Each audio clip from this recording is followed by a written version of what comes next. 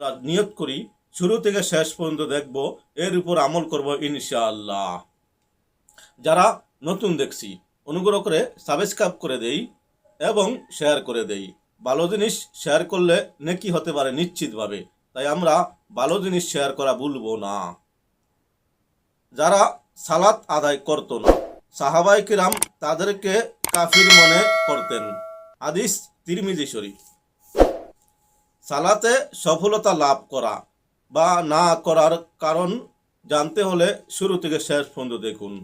হাদিস শরীফে এসেছে, কিয়ামতের দিন বান্দার আমলের মধ্যে সর্বপ্রথম যে আমলের হিসাব নিকাশ হবে তা হলো সালাত। কারো সালাত যদি সঠিক হয় তাহলে সে সফলতা লাভ করবে ও নাজাত পাবে, আর এই সালাত যদি সঠিক না হয় তাহলে সে নিরাশ ও ক্ষতিগ্রস্ত হবে। হাদিস তিরমিজি শরীফ।